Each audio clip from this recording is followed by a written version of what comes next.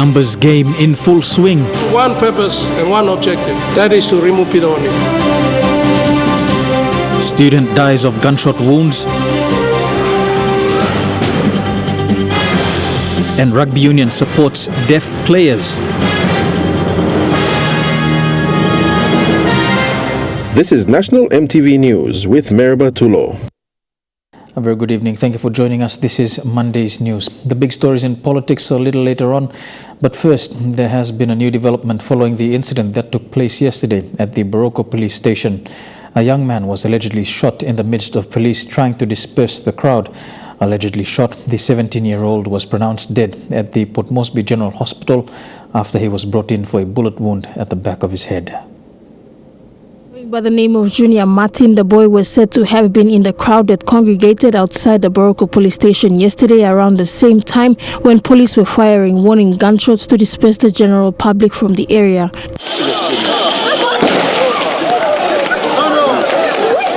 His cousin brother Joseph describes the horror of yesterday, stating that in the midst of them running to get away from the area, a stray bullet ricocheted and hit his brother in the back of the head. Police go shoot out. Go shoot out na rani olman am platu. Plate kawan am barana we golene. Brother bmi junior lusimin am speed golene. Police go shoot out. Shoot out lene am 4 kismen. Kismen behet let blene tu bla 4. Em pono no sa am lusin am barana we no aman kam close to le no slagan tun am plat ko tamuna autok na police tu manna. Mi kam beknya mi kam dugun rodina brother mi ponon sta. Puron stab na katabe mi faul mi sanab na me rot na tai set ba helbi mi ustaga mi sanab.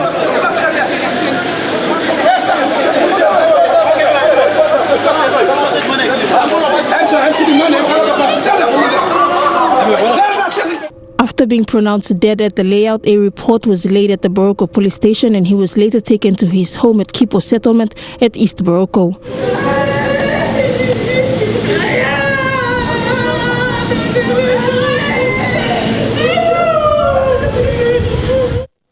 His shocked and grieving father, Martin Kenny, expressed dismay and sadness over the loss of his 17-year-old, the third of 5 children.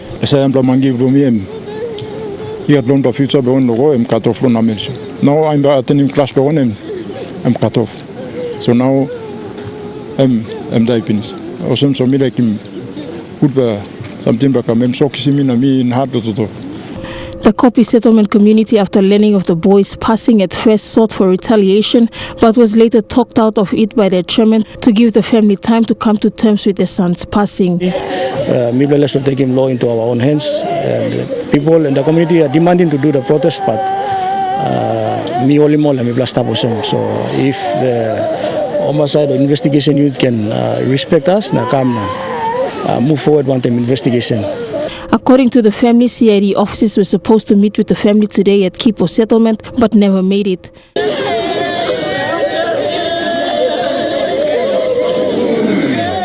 The family were later informed to bring the body back to the morgue layout today and meet with the police after. Anet Kora, National EMTV News. While the matter is now with police, the family of the late Junior Martin have put forward to police their demands for arrangements to be made and met by police for the death of their son. And we have triple demand. One plan because it was sudden tragedy that we didn't expect such thing will happen to the life of the young boy. So first demand is people like him, police department must take full responsibility of the funeral expenses, including the repatriation of the body back to the village, province and the village. And number one demand me. And number two demand me. Police law conduct him independent and fair investigation. You go inside law. How only this la diablo this la beginning usat policeman actually me pull him this la 3 can cost him life this la policeman. Life.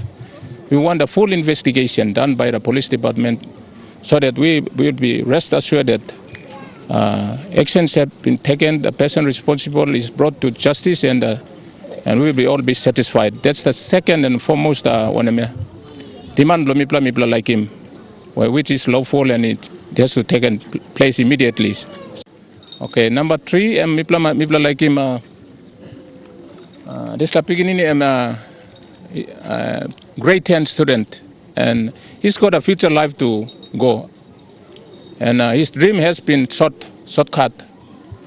So people like him, police must take note of this land. Whatever means for him, like come to support him or family or future, this life log and this MPN police must fully honor him when him demand by people give him. To politics now, and 3 more government MPs have announced their resignation from the People's National Congress Party. Former Finance Minister James Marape, Manus Governor Charlie Benjamin, and Okapa MP Saki Soloma. In a news conference this afternoon, the leaders expressed dissatisfaction over Prime Minister Peter O'Neill's lack of consultation in government.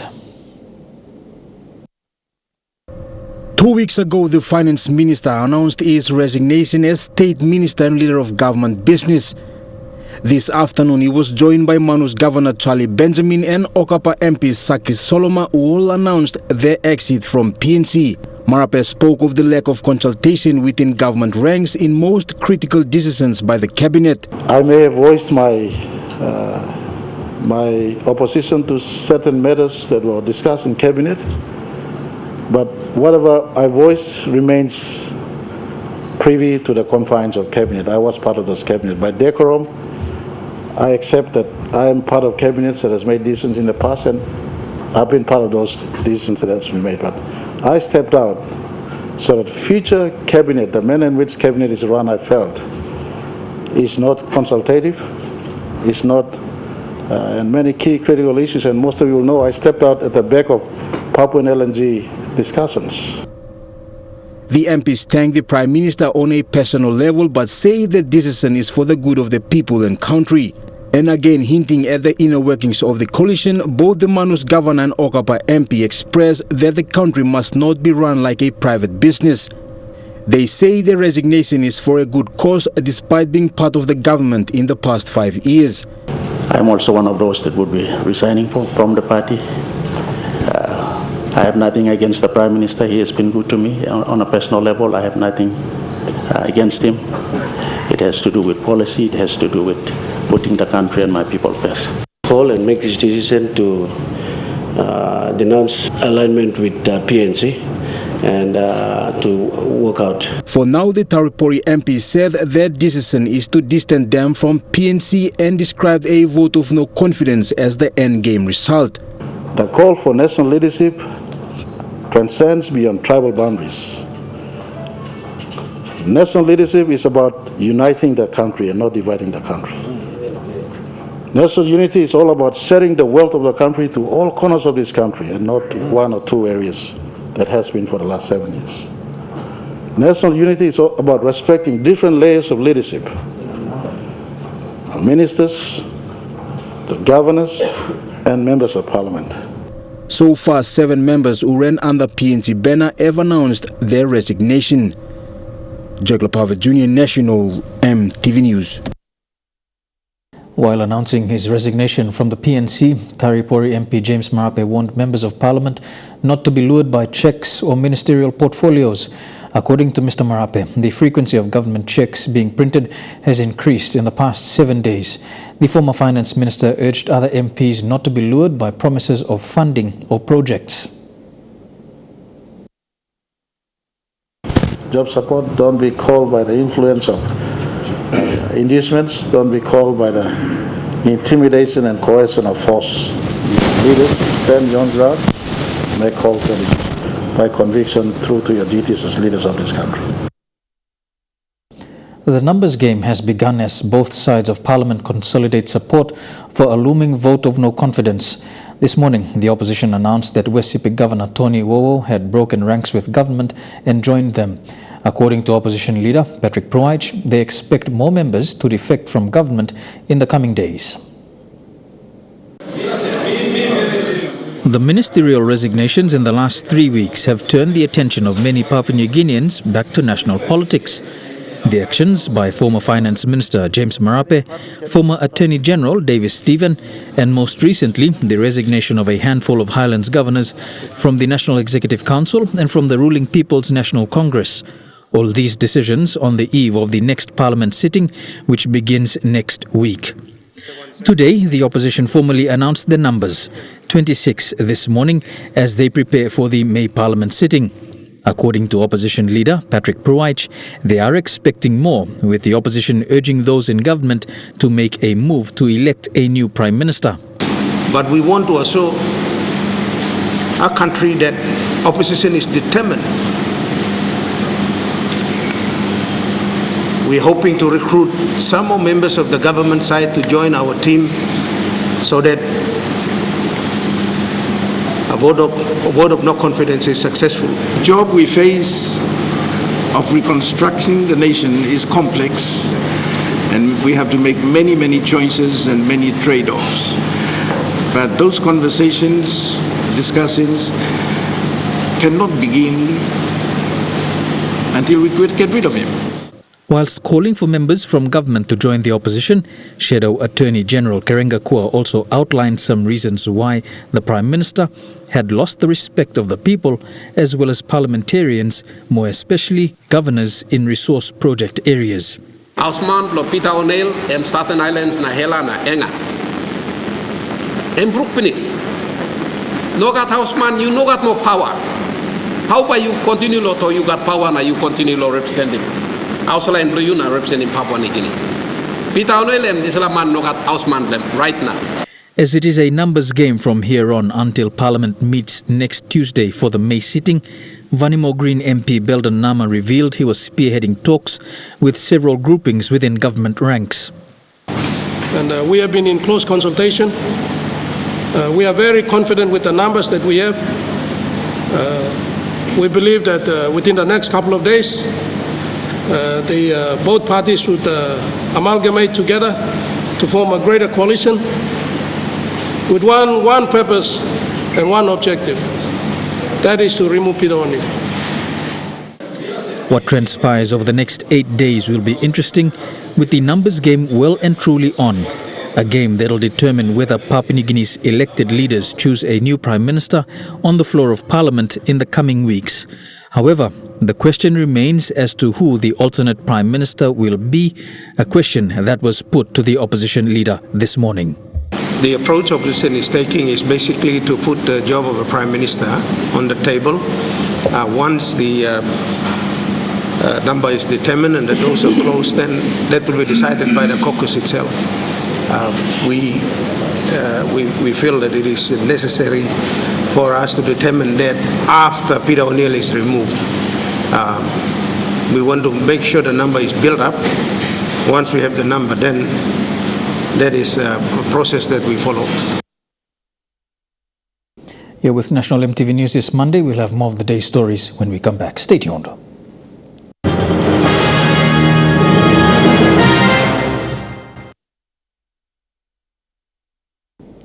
Welcome back to the news. 40 representatives from government agencies, civil society and private sector organizations will be taking part in project preparation training for the next 5 days. The training aims to boost the capacity of participants to help facilitate the flow of climate change adaptation finance within the country. USAID, in partnership with the government of PNG, is conducting a 5-day workshop in project preparation for climate change at the Crown Hotel. While officiating the opening of the workshop, Ambassador Catherine Ebert Gray said the U.S. government is committed to working with the Pacific Islands to build a resilient, self-sustainable region. Knowledge you're gaining and your commitment, because I truly see each one of you as a catalyst and as a leader in helping Papua New Guinea gain more resilience in their environment. As you may have heard, this project preparation training is organized by the United States Agency for International Development, which we call USAID. The training aims to develop the skills of government and non-government stakeholders from the country in prioritizing areas of support that align with their climate adaptation plans and goals, designing bankable climate change adaptation projects, and improving access to external financial resources that could support them. Our workshop is divided into 9 different modules, and they're very practically oriented towards the pieces of putting a proposal together. So the first thing that we're going to talk about after the coffee break is the landscape of global finance. Because when we think about a project is really part of a broader program of change. The projects don't exist in isolation. The course will use materials developed by USAID designed to address the specific needs and requirements of stakeholders in PNG. So much ideas out there. It's a matter of structuring those ideas into some format that we can be able to sell to secure those funding from the global financing institutions. Through such projects, USAID works with their partners in government and regional institutions to draft and implement policies to mitigate the impacts of, prepare for, and respond to climate change and natural disasters and recover quickly from them. Lilian Sopera-Kenea, National EMTV News. Mount Hagen-based Mobile Squad 6 members ended a week-long refresher training at Kimininga Barracks recently. The refresher provided insight to rules of engagement during public events and confrontations. MTV's Mount Hagen correspondent Vasi Natayama with this report. The Mount Hagen-based MS6 members recently underwent a week-long intensive training to prepare them for the LLG election operations. In the Highlands region, security is paramount, as past experiences have seen it become a flashpoint for violence during elections. Officer in charge of the Special Services Division Training, Highlands Mobile Group Chief Sergeant Simon Wakala, says security personnel need to be equipped with proper training before going out on such high-risk operations. Basically, you may prepare long, protecting all officials, protecting papers, long, ballot boxes and ballot papers, also community at large. But you may emphasize in the training is partnership all the time, but you must all people bring in West. Squad members were also taught about election-related laws, considering the rights of people during election and the use of force during elections.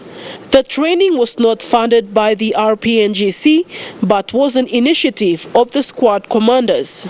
We have no fund to run courses such as this, but the senior NGOs, the commander of the mobile squad, they use the initiative, and I really appreciate them. Western Highlands Provincial Police Commander Jacob Kamiak applauded the MS6 for the initiative. Kamiak also alluded to the need for Mount Hagen Police to have vehicles to conduct such operations. Not wait for funding, but the initiative used by our members with our senior NCOs and by the commander, I really appreciate them. MS6 members were told to maintain professionalism during operations to gain public trust in maintaining peace and security over the course of the LLG elections. Vasinata Yama, National EMTV News, Mount Hagen. Lae will be hosting a flower and garden show to coincide with Mother's Day from May the 10th to the 12th at the Lae Botanic Gardens. Its purpose is to assist in the promotion and development of the historic National Botanic Gardens that was established almost 70 years ago. The event is organized by long-term residents of Lae with the support of Lae's based business houses, women's flower groups and the Lae district. The Flower and Garden Show is part of the Lae National Botanic Gardens Advancement Program. Its purpose is to improve public use of the National Botanic Gardens through upgraded public grounds, infrastructure and security facilities. The show's chairlady, Anna Wissing, says the show will also help educate members of the public about PNG's flora and fauna. For the women's groups that participated, they know better now how to market their products because we drove quality last year and we're driving quality again this year. So they're familiar with, if they're going to the market, they need to make sure their product is of quality for a buyer to come and buy. So the other positive that's come out of it for the mothers groups is a few of them were invited to the Morobe show, Morobe Agricultural Show, which happens in October. And last October, a few of them went and had their garden displays in the show instead of just a display of plants to sell. The National Botanic Gardens in Leh was established in 1949. It plays an important role in botanical research, conservation and recreational activities. The current gardens cover an area of approximately 56 hectares. After many years of closure to the public, it was recently opened. The PNG Forest Authority manages the Leh National Botanic Gardens. The garden curator, Michael Lovave, said they need new infrastructure in the garden. Over the years, the support and the funding reductions to keep this garden going has brought deterioration of the garden. But with the involvement of friends and the business houses who are keen and very interested to see the gardens improved, for them to come and spend time is a good move. And we are also very proud to work with Friends of Leh Botanic Garden. The first Leh Flower and Garden Show was hosted last year here at the Leh National Botanic Gardens. This year, it will be held from the 10th to the 12th of May. According to the chair lady, almost 20 business houses are supporting the Friends of Leh Botanic Gardens to host the show. And we encourage everyone to come on the Saturday because there'll be lots of flower arrangements and they can buy flower arrangements for Mother's Day gifts. So hopefully, because that will help promote the women's groups because they're going to be putting out a lot of flower arrangements. But of course, the whole show is like you come walk through, look at the gardens, talk to the women, get their business cards so that, if you want to beautify your home or your office, you'll be able to contact them and get plants and flowers from them. Julie Badui, OA, National EMTV News, Leh. Here with National EMTV News, we'll take a look at stories making headlines overseas when we come back. Stay tuned.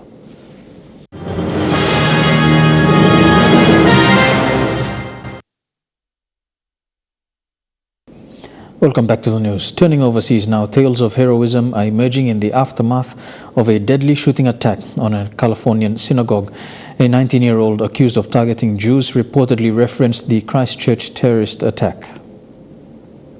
That 19-year-old nursing student now accused of murder, announcing himself with a burst of bullets. I turn around and I see the shooter standing there in position with the rifle, moving it towards me. Rabbi Israel Goldstein nearly walked right into the shooter. I was centimeters away from death. Inside that synagogue near San Diego, 9-year-old Noya Dahan looked up, seeing the rabbi drenched in blood. Jumping in pain because he was getting shot. And, 2 of his fingers are off. They're off. 60-year-old Lori Gilbert Kay was also shot. She would not survive. The suspected shooter, John Ernest, accused of attacking a house of worship, killing 1, injuring 3. He had posted an open letter online saying he wanted to kill Jews. He said his act was a tribute to the horrific massacre at the mosque in Christchurch, New Zealand. I see the gun like that, and I see him, and he's looking at me, and he's doing like that. Parents was shot in the leg as he ran to protect children. Ernest had purchased an AR-style rifle weeks before, say law enforcement, but when it jammed, one congregant jumped on him, and an off-duty Border Patrol officer chased him out, using a gun from a fellow worshiper inside, firing as Ernest drove off. The suspect arrested about a mile away, the rabbi saying he'll remain defiant in the face of hate. We're not going to give in to terrorism. Terrorism will not win, but peace and love will. At least 250 people were killed on Easter Sunday in Sri Lanka. Although most Sunday church services last weekend were cancelled, many faithful still gathered to pray. However, their faith is being tested. 7 days ago, the devout gathered at St. Anthony's Church to mark the resurrection of Christ. Today, they gathered again, but this time with the army and police, a security cordon, and a sense of fear. Because the sounds of screams filled the church at 8:45 last Sunday morning. At 8:45 today, bells tolled for the dead.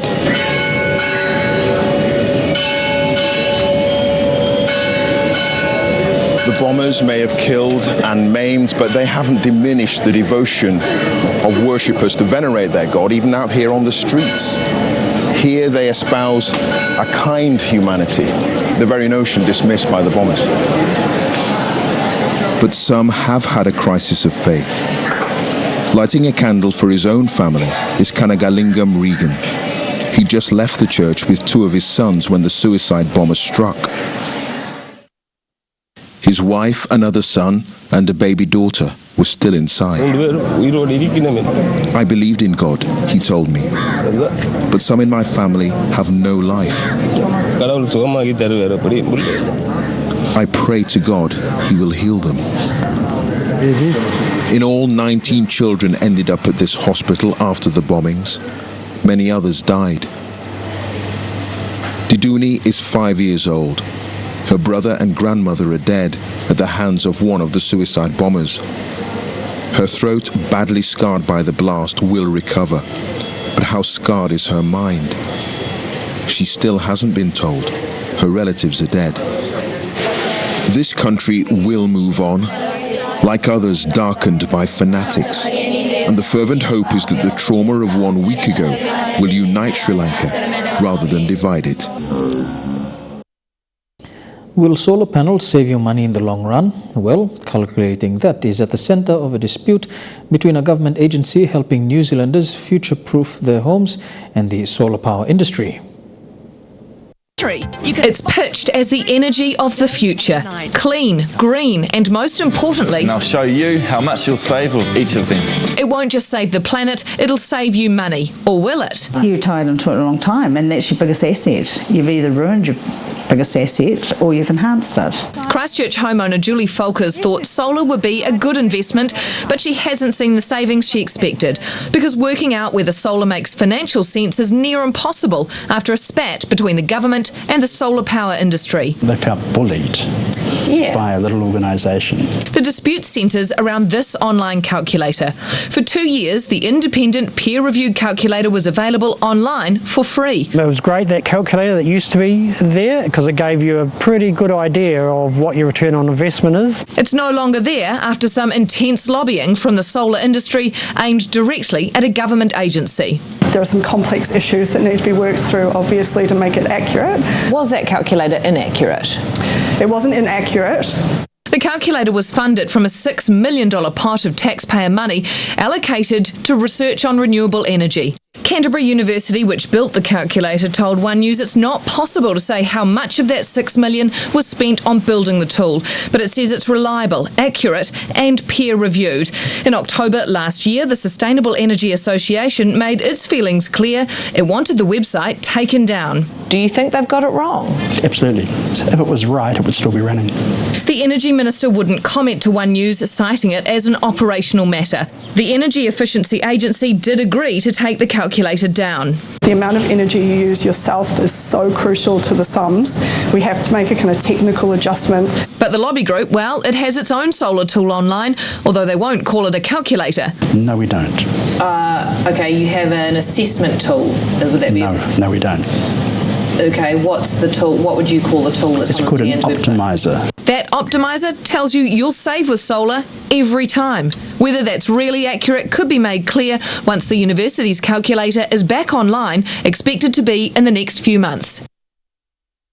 Still in New Zealand, an agreement is still far away as thousands of junior doctors walk off a job this week as part of a record 5-day strike. It's the 5th strike over working hours in the last 12 months, with an agreement still a long way off.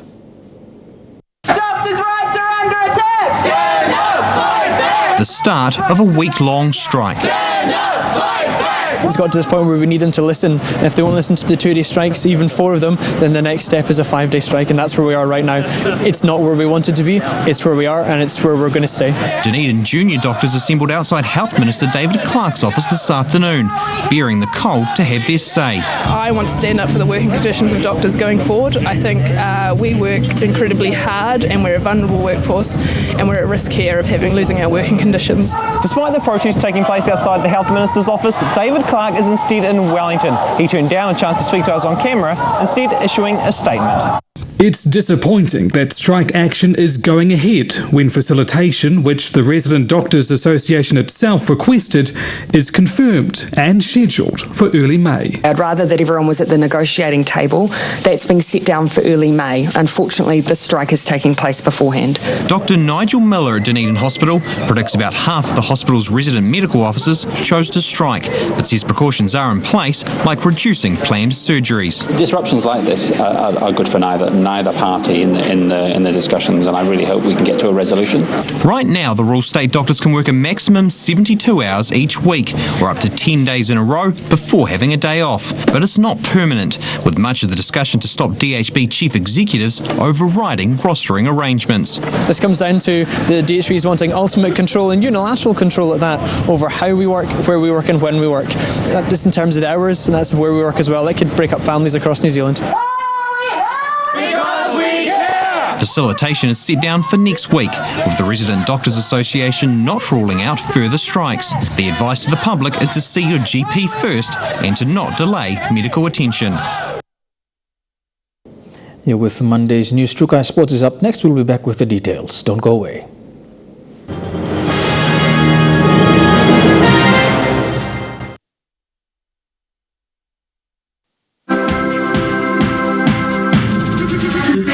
Trukai Sports. Welcome to Trukai Sports. There is a sound deaf competition being played every weekend at the Murray Barracks Field in Port Moresby on Saturdays. The sport of Rugby Union is gearing its deaf players for the Oceania Deaf Competition in 2020. It will be PNG's first time to take a national deaf team to the tournament against top-tier nations in Oceania.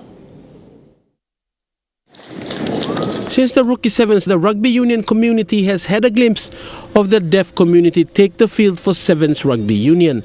Well, this time the men are playing 15s. It's a learning curve for the players and officials with a sound language barrier.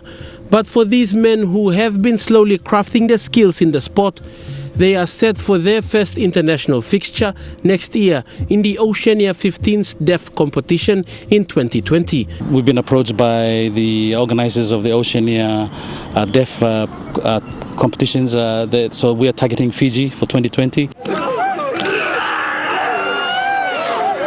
It may sound new for some of you viewers, but Deaf Rugby Union is big overseas, and top-tier nations have national deaf teams, and in Oceania they are in training. Australia, New Zealand and Fiji have been playing regularly. PNG, this will be first time, will be new going into the tournament next year. But we are starting already, so it's good to see. Yes, Fiji, Australia and New Zealand are hard at training and are more competitive than us. We just started this year, but the players are enthusiastic and have the backing of sponsors. We're excited. We've already got some interest from some corporate companies. They want to support them. Last week they received 2 sets of jerseys from UK. There was a company there that saw the post on the Facebook, so they were very happy, to support them. So we've got 2 sets of jerseys for them. For the deaf players here, most attend the Red Cross Inclusive Education Resource Centre at Hohola in Port Moresby.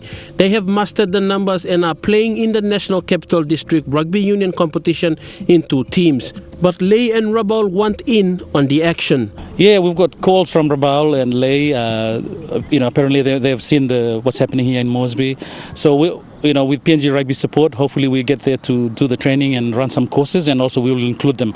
And hopefully they can start their own competition as well. Match coordinator of the NCDRU, Sailosi Druma, is calling on families and crowds to turn up at the Murray Barracks on Saturdays to watch them play and give them the moral support. Our deaf community especially, they've got a lot of support here, so we really encourage their families to turn up and watch them play. It's a new thing for most people, but we want to include them. For these players who once stood on the sideline watching every move closely, they now have the opportunity to represent their country. Fileli Sukina National, EMTV Sports. Still on Rugby Union, developing a schools competition is important for the growth and sustainability of any sport. For newly established NCDRU, this year marks its 2nd year of competition, and they are partnering with CPL group of companies to take the code down to the school level. The CPL group of companies has partnered with the National Capital District Rugby Union to develop a school's rugby union program. CPL Chairman Maish Patel handing over a dummy check worth a whopping 95,000 kina at the Rainbow Stop and Shop today. But that is just for this year, with the sponsorship set to be for over a course of 5 years. And again, we stressed it out that it's not a one-off sponsorship. We made a commitment for 5 years, and the first sponsorship is 95,000. So by the time we end up 5 years, it'll be more than 500,000 kina. For a long time now, an organized school program for Rugby Union has been lacking in the city of Port Moresby. And starting on the 25th of May 2019, 5 schools will be piloting the program. Momentous occasion for rugby in PNG because for the first time in almost 60 years there will be a completed pathway for players under our association. The suburb of Gerahu will feature schools in the competition. So I think this is a good test that we start from one small area, and well, Gerahu and Rainbow is not a small area, but we start from here and then we expand as time goes on.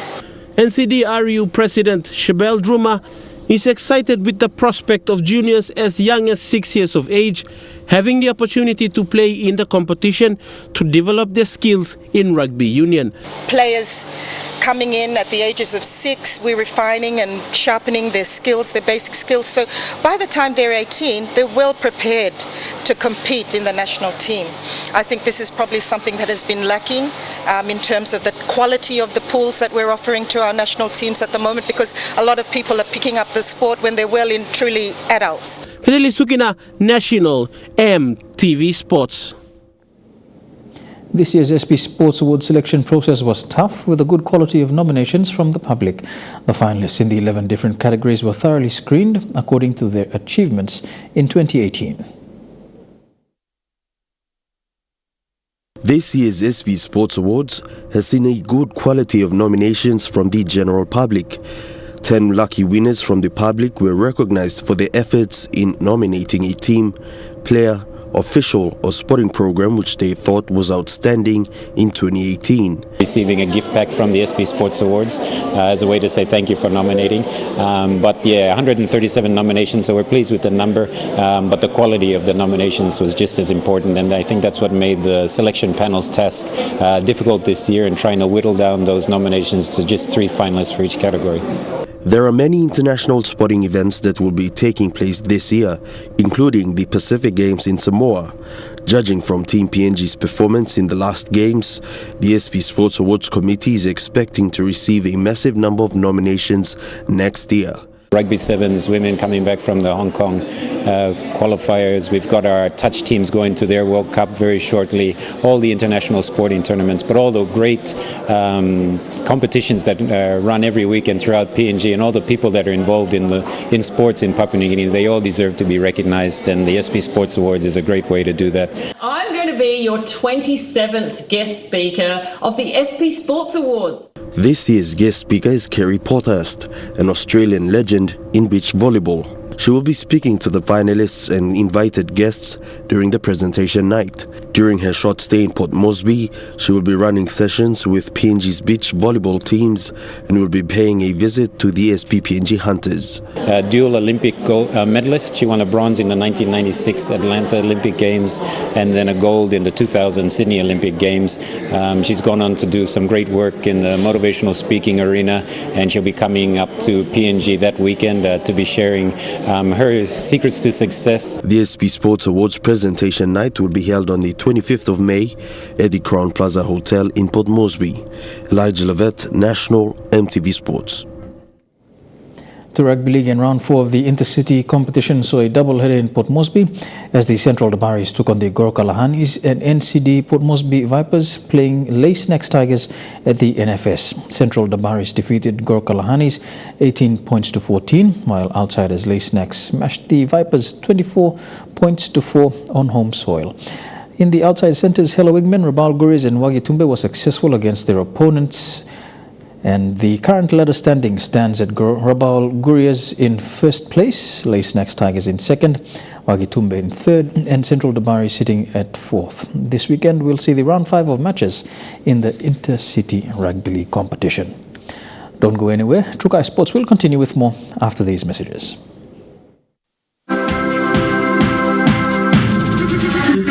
Trukai Sports.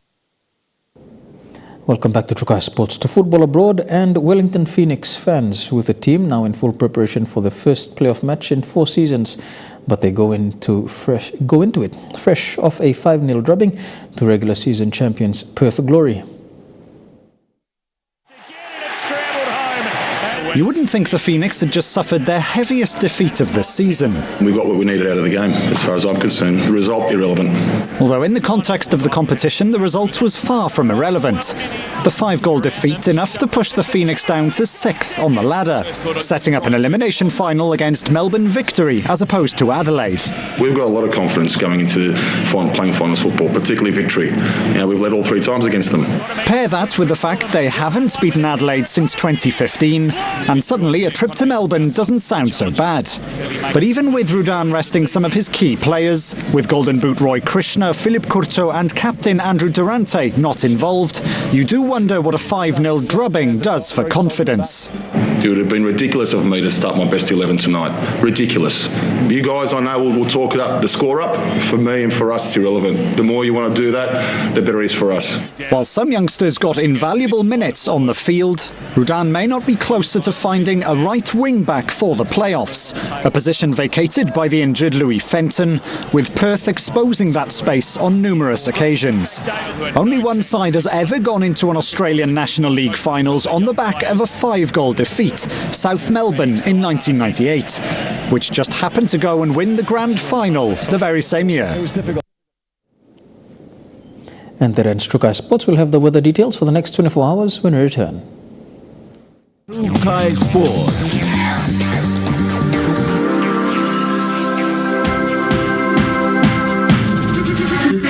Trukai Sports. This weather update is proudly brought to you by Money Plus. With you always.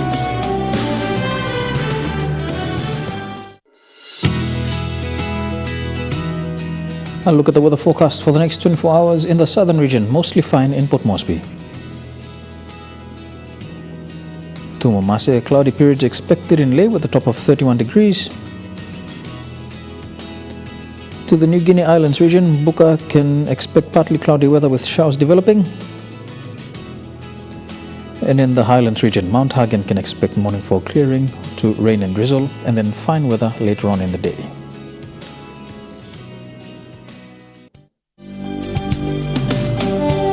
The weather update was proudly brought to you by Money Plus. With you always.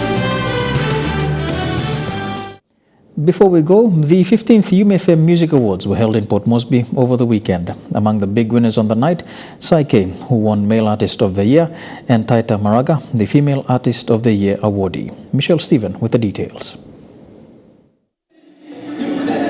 The UMFM Music Awards celebrated achievements of PNG artists in 2018.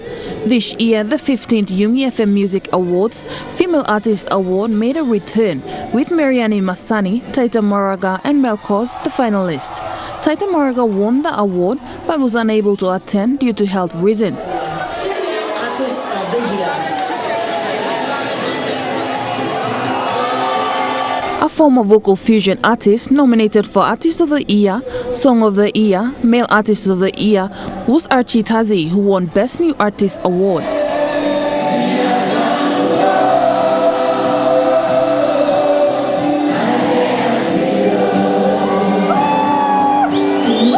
you, fans. Love you guys. You can start when we start. The Justin Kelly Award is presented to people who support and promote PNG music. This year's awardee was Dika Dai. He is the longest-serving sound engineer in PNG music industry, currently working with CHM Super Sound Studio. It was a night of entertainment and live performances by Kali D, Mariani Masani, Azitazi and Psyche.